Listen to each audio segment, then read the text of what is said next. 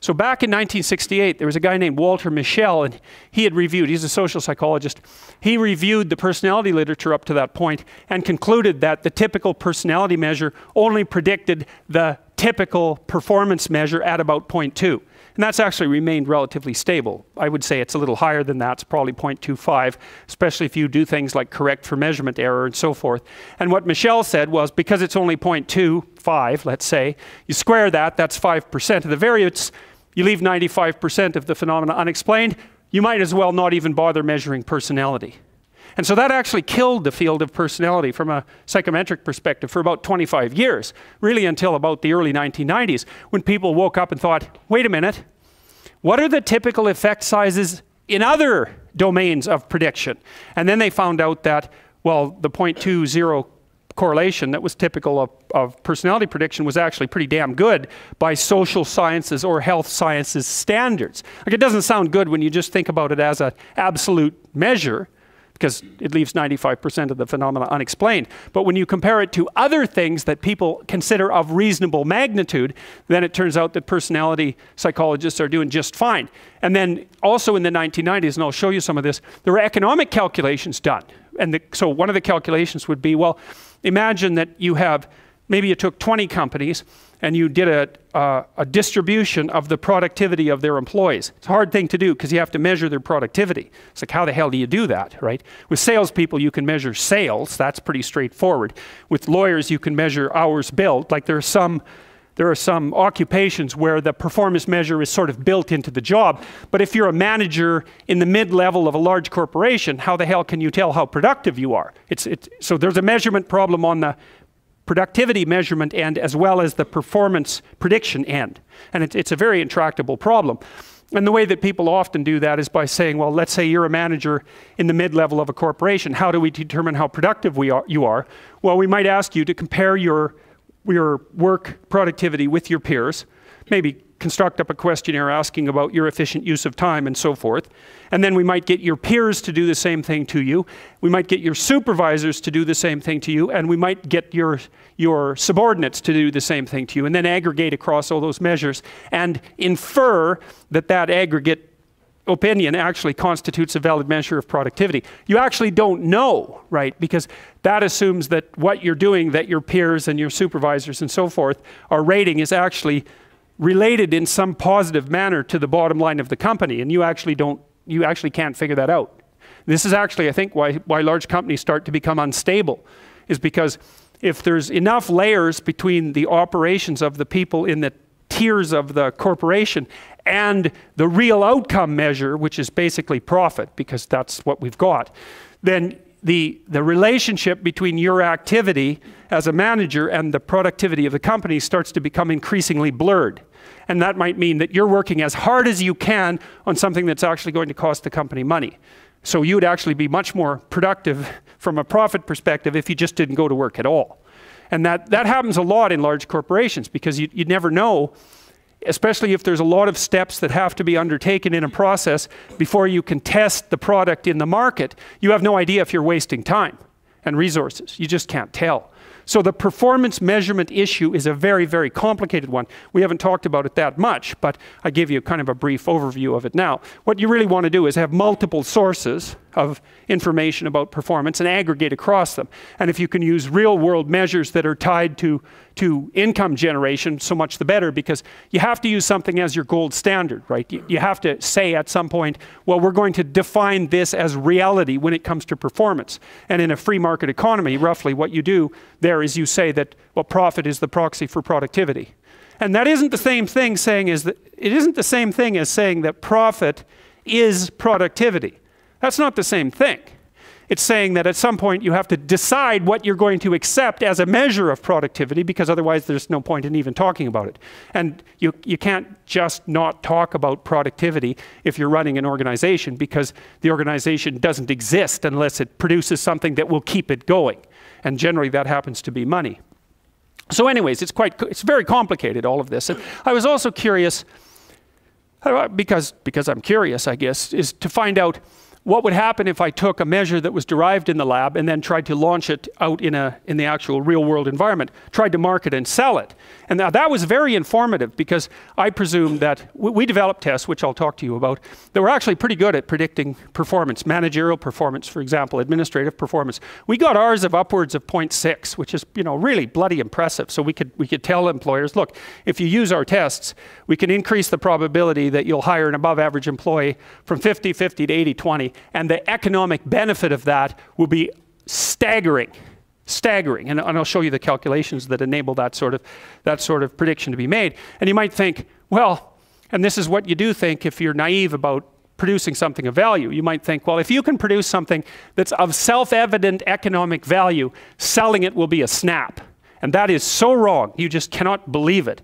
So one of the things we found, which was really mind-boggling to me, was that you could make a case that the probability that a company will use a test that predicts performance, the probability that they will use the test is inversely related to the accuracy of the test, which basically means that the less accurate tests are easier to sell. And you think, well, why the hell would that be? How in the world would it possibly be that corporations would rather buy tests that don't work than tests that do work? And that is what they do, because really what they do buy is the Myers-Briggs. Right? That sells about 1 million units a year. And the Myers-Briggs has zero predictive utility with regards to performance prediction. So why do people use it? Oh, here's one reason. It doesn't hurt anybody's feelings. Everybody wins, right? And so then you think, well, do corporations really care whether or not everybody wins when they're being tested? And the answer to that is yes, much more often than you would think. So we hit all sorts of barriers. That was one. The problem with tests that work is that most of the people who take them don't do very well on them. And then the other problem is that people aren't good at statistical reasoning at all. They're really, really bad at it. And so, for example, they don't know the difference between a percentage and a percentile. So a percentage is, you know, if you get 40% on a test, it means you got 40% of the questions right. If you are at the 40th percentile in the distribution of test scores, it means that you perform better than 40% of the people. That's actually not too bad, right? But you'll think, no, that's not 40 percentile, that's 40%, and then you'll think that you failed. And so one of the things we found, for example, was that when we were marketing the tests to mid-level managers who had some say at least on whether or not they would be used, the first thing they would say is, well, I want to do the test. And the thing you say about that is, no, you don't, because this is derived statistically. You can't validate the test on the basis of your opinion about its applicability in your case. But you can't have that conversation. That isn't going to go anywhere. Because they say, well, I'd never give a test to my employees that I hadn't taken myself. It's like, okay, so then you think, well, you're a typical manager. You're going to score at the 50th percentile. You are not going to be happy about that because you want to score at the 90th percentile because you confuse percentiles and percentages, and also because you don't notice that if you're doing better than 50% of the managers, that's actually pretty damn good. Question. You talked about the 50th percentile. Yeah. 50th percentile in relation to what? Is it just conscientiousness? And if so, like, can you be too conscientious? Is there an optimal personality profile? That's a good. I'll answer that as I go through this. Okay. Okay. So that was often a dead starter right there. And then the other thing we'd find, this was cool too. Oh, horrible, but cool. So imagine a large corporation and you go in and you try to make a sales pitch to someone, and maybe they're in HR. And they say, and you say to them, look, you could use these tests. If you use it for 100 people, we'll increase your bottom line by $2 million a year. You'd think people would be jumping up and down about that. And they say, well, how much does it cost? And we say, well, it doesn't matter because the cost to benefit ratio is what you should care about, not the cost. Because they would want it, say, for $9 a test. It was like, no.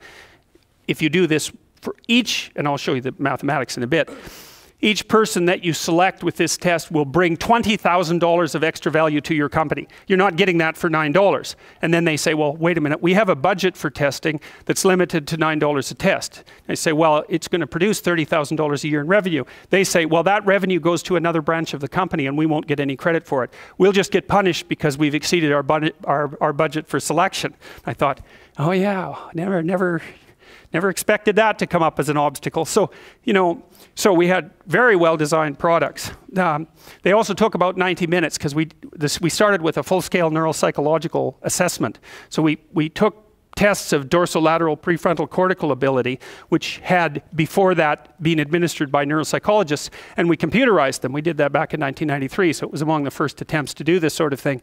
And then we had a 90-minute test battery that also assessed the big five, and then you could give that to employees, and you could produce this 80-20 differential that I described. And well, then we found out, well, the test was too long. It's like, well, what do you mean? You're going to gain $30,000 a year per employee if you use this test. It's like, no, people don't want to be tested that long. It's like, okay, so you want an accurate test that doesn't discriminate against anybody, that makes everyone feel good, that's dirt cheap, and that doesn't take any time at all. It's like, well, it took us about 15 years to build one of those after we had built the original thing that actually worked. And so even then, the process of trying to introduce it into the workplace was almost impossible. The other thing you find, if you're trying to sell to large companies, this is worth knowing, is that it's great if you can sell to a large company because it's a large company, man. And so the potential for the sale is astronomical.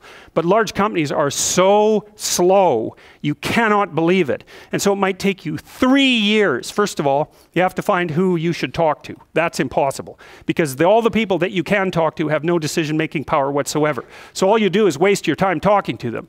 They'll talk to you, they'll have meetings with you, but it won't matter because they don't have any decision-making power. And then you can't get access to people who have the decision-making power because they don't let you have access to them. And so that's a huge problem. And even figuring them out is a huge problem. And even figuring out that those are the people that you need to talk to is a huge problem. So that might take you 5 years just to get it through your head that you're wasting your time 95% of the time talking to the wrong people.